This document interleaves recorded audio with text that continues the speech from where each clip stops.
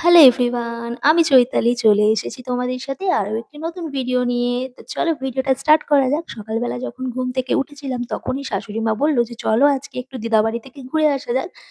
তো তারপর আমরা যেমন কথা তেমন কাজ সবাই চলে এসেছিলাম। আর আসার সাথে সাথেই দেখো দিদা সবজি কাটতে বসে পড়েছিল। আর ঝমঝমিয়ে বৃষ্টি হচ্ছিল, ওয়েদারটা বেশ সুন্দর ছিল। আর তারপর দিদা বসে পড়েছিল রান্নার জন্য। আমি দিদাকে তুলে দিয়েছিলাম। বলেছিলাম, "সবসময় তো তুমিই রান্না করো।" দিদা যেহেতু একা থাকে, তো আজকে রান্নাটা কিন্তু আমিই করি। তারপর আমার শাশুড়ি মা যদিও বা রান্না করেছিল, আমি শুধু এই চিকেনটাই করেছিলাম। তারপর সবকিছু মা আর দিদা রেডি করে দিয়েছিল। মানে কোটাকাটি, বাটাবাটি। আমি শুধু এখানে মাংসটা ভালো করে মসলাটা কষিয়ে মাংসটা দিয়ে রান্না করছিলাম।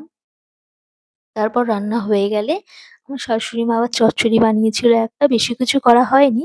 মাংস হলে দেখবে বেশি কিছু আর ভালো লাগে না। আমার বর তো বিশেষ করে মাংস হলে আর বেশি কিছু খেতেই চায় না। তো তারপর দিদাদের গাছের কাঁঠাল একটা পাড়া হলো, সেটাই খেলাম। আর আমার বরকে ডেকে নেওয়া হয়েছিল অফিস থেকে, ও চলে এসেছিল খেতে।